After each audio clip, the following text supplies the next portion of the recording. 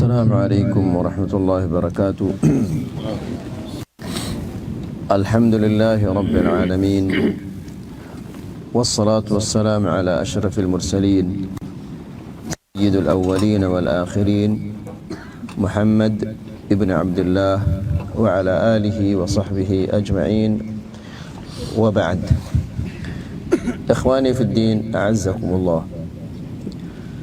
Setiap manusia pasti dia memiliki keinginan, dan sudah pasti keinginannya itu dia ingin agar Allah Subhanahu wa taala mengkabulkannya. Bisa jadi keinginannya itu adalah keinginan di akhirat, atau keinginan di dunia, atau yang lain-lainnya. Rasulullah sallallahu alaihi wasallam dalam sebuah hadis mengajarkan kita sebuah doa yang mencakup semua kebutuhan kita di dunia dan di akhirat. Rasulullah sallallahu alaihi wasallam dalam hadis mengatakan, dalam doanya mengatakan, Allahumma aslih li dini alladhi huwa ismatu amri, wa aslih li dunyaya allati fiha ma'ashi, wa aslih li akhirati allati fiha ma'adi, waj'al al-hayata ziyadatan li min kulli khair wal mauta rahatan li min kulli syarr. Artinya adalah, ya Allah, perbaikilah agamaku yang merupakan benteng atau penjaga semua urusan-urusanku. Ikhwani fid din, azzakumullah. Agama yang dimaksud di sini yang kita minta agar Allah memperbaikinya, yang pertama adalah yang berkaitan tentang tauhid. Kemudian yang berkaitan tentang sunnah, dan yang berkaitan tentang ibadah, yang berkaitan tentang kesyirikan, berkaitan tentang bid'ah, berkaitan tentang maksiyah. Namun ikhwani fiddin, azzakumullah, bagaimana Allah Subhanahu wa ta'ala akan memperbaiki agama kita ini jika kita tidak menuntut ilmu? Oleh karena itu, Rasulullah sallallahu alaihi wasallam dalam sebuah hadis mengatakan, talabul ilmi fariidatun ala kulli muslim. Menuntut ilmu adalah wajib atas setiap muslim, agar dia mengetahui agamanya, agar dia mengetahui mana yang tauhid, mana yang syirik, mengetahui mana yang sunnah, mana yang bid'ah, mengetahui yang halal dan yang haram. Bahkan Allah Subhanahu wa ta'ala menjelaskan bahwa makhluk yang paling buruk adalah yang jahil, yang tidak memahami apa-apa. Allah Subhanahu wa ta'ala berfirman di dalam Al-Quran, inna syarrad dawabbi indallah as-summul bukmul ladina la ya'qilun. Sesungguhnya binatang, makhluk maksudnya, sesungguhnya makhluk yang paling buruk, syarrad dawabbi indallah, makhluk Allah yang paling buruk, as-sum al-bukm, yaitu yang tuli. Dia tidak tuli, pendengarannya sehat, tapi maksudnya adalah dia tidak gunakan pendengaran yang Allah Subhanahu wa ta'ala berikan kepadanya untuk mendengar ayat-ayat Allah dan memahaminya. Kemudian al-bukum yang bisu, dia bukan tidak berbicara, tidak bisa berbicara, dia lancar berbicara, namun dia tidak bisa menyampaikan agama Allah Subhanahu wa ta'ala. Ya sudah wajar kalau telinganya tidak digunakan untuk memahami ayat Allah Subhanahu wa taala, apa yang akan disampaikan? Jadi ikhwani fiddin azzakumullah, kita ini hampir setiap hari tidak pernah tidak mendengarkan Al-Quran. Kalau kita tidak mendengar Al-Quran di rumah kita, kita akan mendengar dari masjid-masjid dan musalla-musalla yang ada di sekitar rumah kita. Alhamdulillah, kita di Lombok ini atau di Indonesia ini diberikan nikmat Allah Subhanahu wa taala yang sangat besar, yaitu kita mendengar murattal setiap hari 5 kali, karena muadzin-muadzin yang ada di masjid-masjid di Lombok ini atau di Indonesia ini, sebelum mereka azan mereka memutar murattal, sehingga setiap hari kita mendengarkan Al-Quran. Dan setiap hari juga kita membaca Al-Quran, setidak-tidaknya kita membacanya di dalam salat. Namun ayyuhal ikhwah, usaha untuk memahami Al-Quran itu tidak ada. Lalu orang yang tidak memahami Al-Quran ini, bagaimana dia akan mengamalkan? Bagaimana dia akan menyampaikannya kepada orang lain? Karena Allah Subhanahu wa taala menurunkan Al-Quran ini agar kita memahami. Sebagaimana Allah Subhanahu wa taala berfirman, "Kitabun anzalnahu ilaika mubarakun liyadabbaru ayatihi waliyatadzakkara ulul albab." Kitab yang kami turunkan kepadamu. Kitab itu bagaimana sifatnya? Allah mensifatkannya dia mubarak, penuh dengan keberkahan. Al-barakah di dalam bahasa Arab itu adalah al-khairu al-kathir ad-daim, kebaikan yang banyak yang terus menerus, itu arti barakah. Ya. Jadi ikhwani fiddin azakumullah, itu berarti barang siapa yang menginginkan kebaikan, hendaklah dia membaca Al-Quran, memahami Al-Quran, dan menjadikan Al-Quran sebagai pedoman hidupnya. Allah, kita kembali lagi ke ayat yang tadi. Allah Subhanahu wa ta'ala berfirman, "Inna syarrad dawabbi indallah." Sesungguhnya makhluk yang paling buruk di sisi Allah Subhanahu wa ta'ala adalah as-sum al-bukm, yaitu orang yang tuli, yang mendengarkan ayat-ayat Al-Quran setiap hari didengar oleh telinganya, namun dia tidak berusaha untuk memahami, mengamalkannya, menjadikannya sebagai pedoman dalam kehidupannya. Kemudian al-bukm, yang bisu.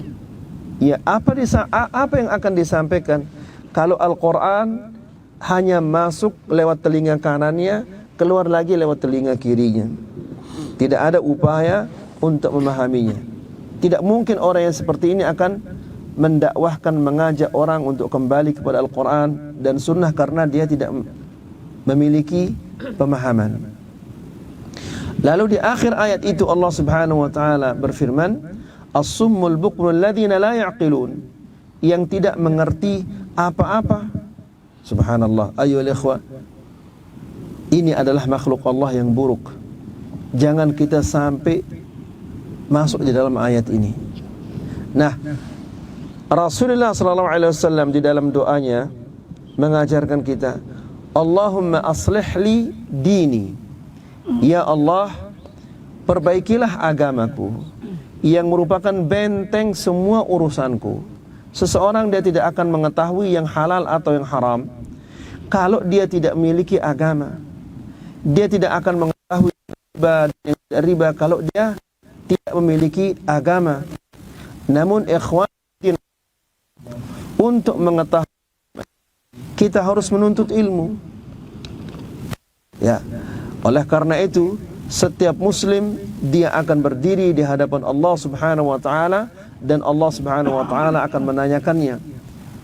Yang pertama adalah tentang umurnya, kemudian tentang usia mudanya, kemudian tentang ilmunya, diapakan ilmu itu. Al-Quran itu dipelajari tidak, sunnah Nabi dipelajari atau tidak. Kemudian setelah itu tentang hartanya. Lalu setelah Rasulullah SAW meminta kepada Allah Subhanahu wa taala agar diperbaiki agamanya, lalu Nabi berpindah ke masalah dunia. Wa aslih li dunyaya allati fiha ma'ashi. Ya Allah, perbaikilah duniaku yang aku hidup di dalamnya. Jangan sampai aku mendapatkan kejelekan-kejelekan di dunia ini. Jangan engkau sesatkan aku di dunia ini. Jangan sampai aku terjerumus ke dalam kejelekan-kejelekan di dunia ini. Tentunya ya ikhwah, supaya dunia ini baik, maka harus yang pertama itu baik. Yaitu apa? Agama, harus dia baik. Supaya kaki kita tidak tergelincir ke dalam kemaksiatan-kemaksiatan, harus terlebih dahulu kita mengetahui bahwa itu adalah maksiat. Supaya kita tidak memasukkan ke dalam perut kita hal-hal yang diharamkan oleh Allah Subhanahu wa taala, maka kita harus pertama kali mengetahui bahwa itu adalah haram. Supaya kita tidak menaruh mani kita di tempat yang salah, maka terlebih dahulu kita harus mengetahui bahwa wadahnya itu adalah wadah yang salah. Dan itu semua tidak bisa kecuali jika yang pertama ini baik, yaitu masalah agama. Betapa banyaknya orang yang durhaka kepada kedua orang tuanya, dia tidak tahu kalau itu adalah durhaka. Betapa banyaknya orang-orang yang memakan makanan yang haram, mengambil harta yang haram, dia tidak tahu kalau itu adalah haram. Betapa banyaknya orang melakukan bid'ah dan dia tidak tahu itu adalah bid'ah. Kenapa? Karena yang pertama itu tidak ada pengetahuan agama, itu tidak ada, sehingga apa yang dilarang oleh Allah Subhanahu wa taala itu dilanggar. Kemudian ikhwani fiddin azakumullah, kalau yang dua ini sudah baik, agamanya baik, kemudian otomatis dunianya juga akan baik, maka pasti akhiratnya akan baik. Makanya Nabi sallallahu alaihi wasallam mengatakan, wa aslih li akhirati allati fiha ma'adi, dan perbaikilah ya Allah akhiratku yang tempat aku kembali. Ya, kita semua akan kembali ke akhirat. Tidak ada manusia yang tidak akan kembali ke akhiratnya. Kita akan mati, kemudian kita akan dihisab oleh Allah Subhanahu wa taala, kemudian kita akan ditimbang. Setelah kita ditimbang, apabila ternyata timbangan pahala kita itu lebih berat daripada timbangan dosa, fahuwa fi 'ishatin radiyah, dia akan berada dalam kehidupan yang baik.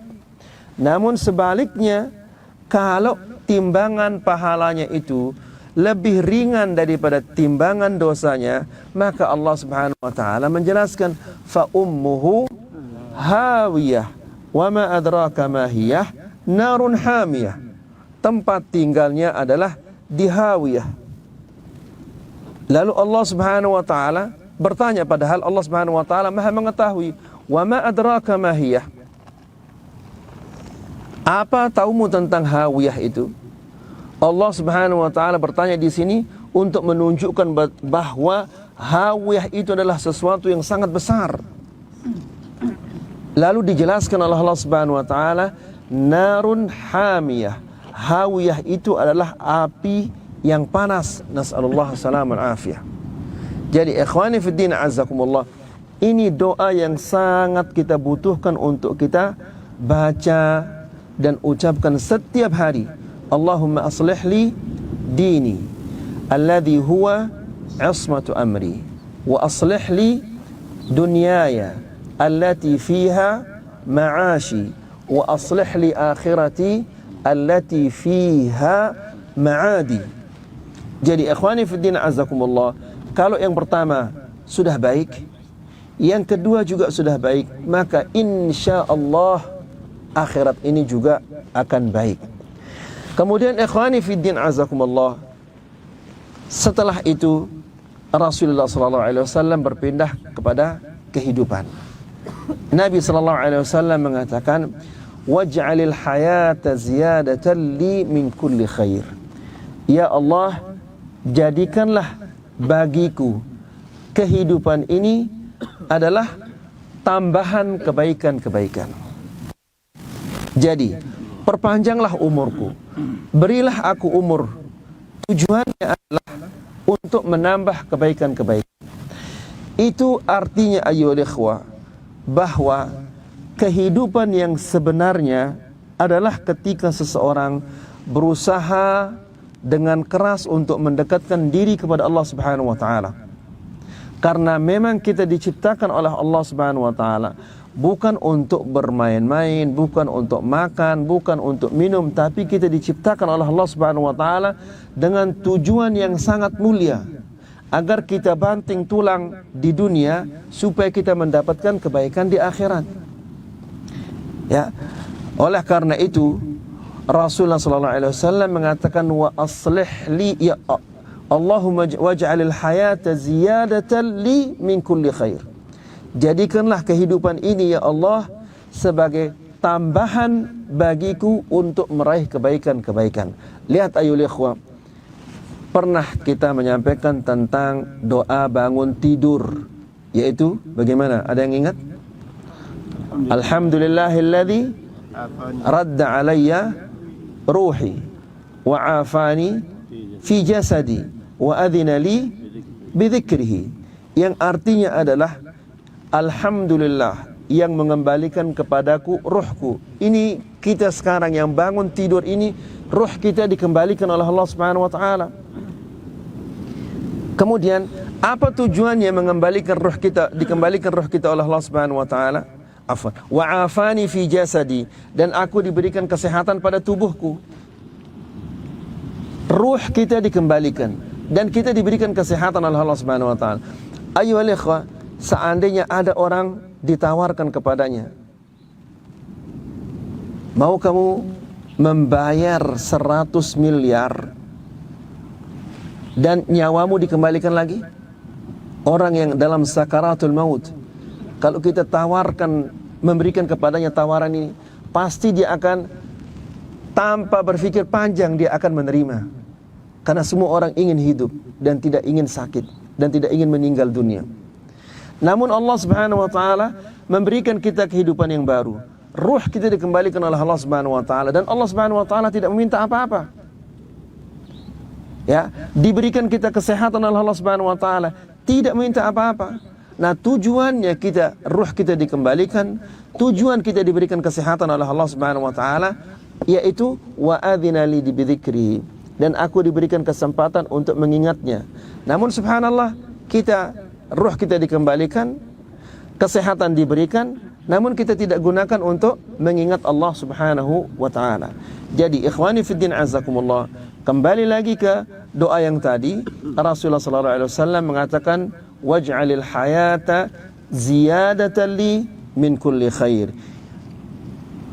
Ini menunjukkan bahwa kehidupan yang sebenarnya itu adalah ketika kita mendekatkan diri kepada Allah Subhanahu wa taala, melakukan kebaikan-kebaikan dan melakukan ketaatan-ketaatan, karena tidak ada sesuatu yang tidak dicatat, yang tidak tercatat di sisi Allah Subhanahu wa taala.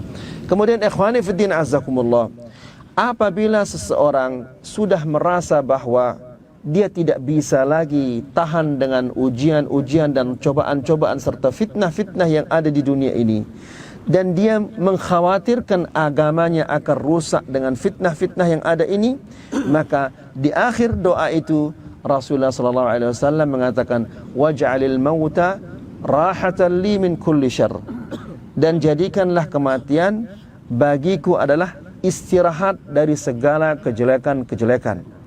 Jadi ikhwani fiddin azakumullah, kita tidak disyariatkan untuk meminta mati, karena orang yang semakin panjang umurnya, maka semakin banyak kesempatannya untuk melakukan amal-amal saleh, dan masih banyak peluang-peluang baginya untuk bertobat kepada Allah Subhanahu wa taala.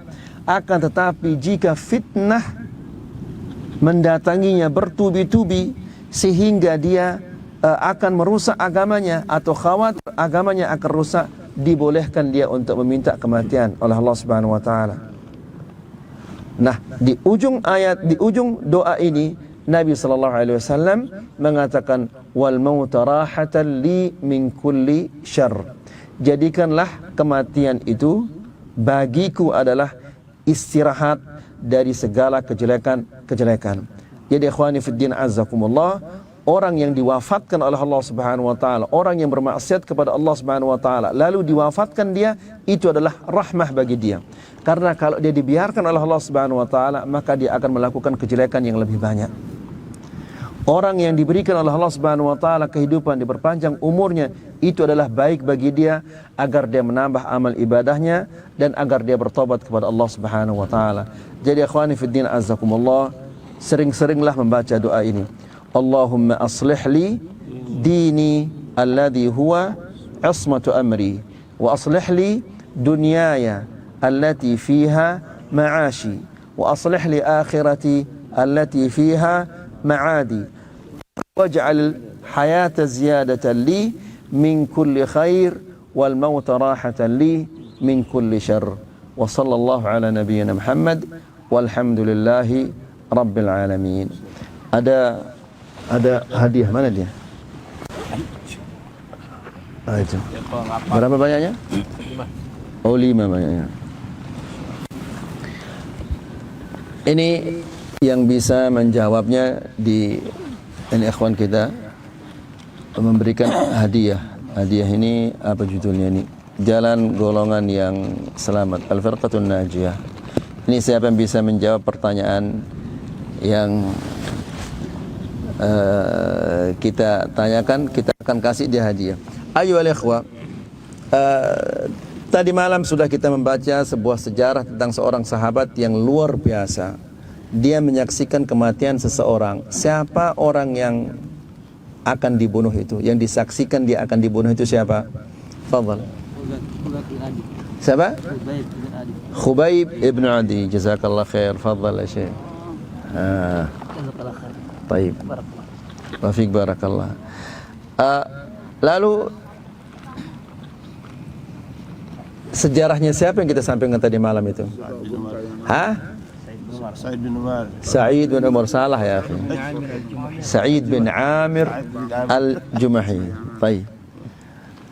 Ada lagi mau ditanya? Pak Cecep, saya tanya antum Pak Cecep. Sa'id bin. Siap? Baik. Kemudian ayuhal ikhwah, Sa'id bin Amir al-Jumahi diangkat oleh Umar bin Al-Khattab radhiyallahu taala anhu menjadi gubernur di kota apa? Di kota Hims, masyaallah, tabarakallah. Fadhal. Siapa jawab tadi? Ini Rafa. Sekarang saya mau tanya Abu Hur secara khusus, Abu Hur. Doa. Sekarang saya tanya antum, kalau pertanyaan kepada antum ini pertanyaan yang sangat berat, hanya ulama yang bisa menjawabnya. Abu Hur, kalau orang mau berjima apa doanya? Ya.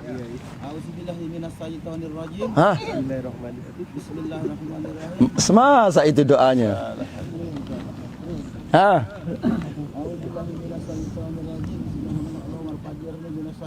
La haula wala quwwata illa billah. Masa begitu doanya? Ayo. Lupa deh, ini terlalu banyak ilmu tasawuf tarekat ini sehingga lupa dia anak. Ayo Pak Cecep.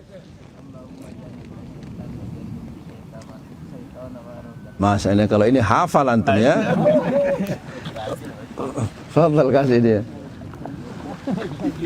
Bismillah, jazakallah.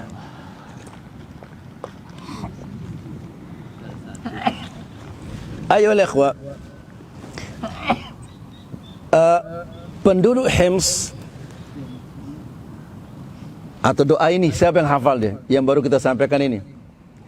Allahumma aslih li dini alladhi huwa ismatu amri wa aslih li dunya allati fiha ma'ashi wa aslih li akhirati allati ilayha ma'adi fiha ma'adi waj'al al-hayata ziyadatan li kulli khair waj'al al-mauta rahatan li kulli shar. Barakallahu fiik. Fadhal ya akhi. Silakan ayo ikhwah, ada yang bertanya berkaitan tentang apa yang kita sampaikan tadi itu? Naam. Bagaimana apakah boleh kita memberi nama anak kita Hawiyah dengan Narti itu Ustaz? Apa? Berikan anak kita namanya Hawiyah atau Narti. Enggak boleh memberikan anak kita nama Hawiyah. Hawiyah itu artinya neraka, narun hamiyah. Masa kita memberikan anak kita namanya Hawiyah? Banyak teman-teman kita di Hawiyah katanya anak-anak namanya. Salah mungkin. Mungkin antum salah dengar. Masa ada anak namanya Hawiyah? Nama neraka itu. Boleh kita saksikan Pak Ustaz sekarang? Hah? Boleh kita Suruh bapaknya ganti dia. Ganti masa Hawiyah? Hawiyah namanya Ustaz. Ganti, suruh dia. Suruh dia ganti. Hawiyah itu nama neraka. Besok kalau ada, hari ini ada orang namanya Hawiyah, besok ada orang namanya Fir'aun. Ya. Itu Ustaz Hawiyah namanya tidak boleh itu kata dia. Banyak juga kita ini di Lombok ini orang namanya Zamharir. Zamharir merupakan salah satu bentuk siksaan di neraka. La yarawna fiha syamsan wala zamharira. Penduduk surga itu mereka tidak merasakan terik matahari wala zamharira, dan juga tidak merasakan dingin. Ya. Tuan guru aran Zamharir. Mah, kelepos payo ini, aduh. Alhamdulillah kalau gitu. Oh, ipar. Jadi memberikan nama itu adalah memberi nama yang bagus. Jangan hanya kedengarannya bagus, tapi maknanya tidak bagus. Ya. Jadi nama itu harus yang bagus. Ya. Jadi ayo ada pernah kita diundang setelah dia akikah, kita tanya nama anaknya siapa, nama anaknya ternyata namanya luar biasa. Namanya Sariqah. Sariqah, pencuri artinya namanya. Yo. Kenapa begitu namanya? Tunas ini dia kurang bagus. Ya jelas kurang bagus, namanya pencuri, namanya bagaimana dia bagus? Sariqah itu artinya pencuri. Kalau gitu tolong digantikan. Ya, gantinya taruhkan dia titik 3 di atasnya. Jadi syariqah, syariqah itu artinya berseri-seri, syuruk. Ya. Namun sulit rupanya menyebut shin itu sulit kita di Lombok ini, entah apa diganti dia. Jadi Syarifah itu tidak bagus ya Ustaz? Bukan syarifah. Bukan syarifah. Bagus itu mulia. Kalau syarifah itu bagus, ini sariqah namanya. Ya. Wa sallallahu ala nabiyyina Muhammad walhamdulillahi rabbil alamin. Wa subhanakallahumma bihamdika asyhadu an la ilaha illa anta astaghfiruka wa atubu ilaik. Wassalamu alaikum warahmatullahi wabarakatuh.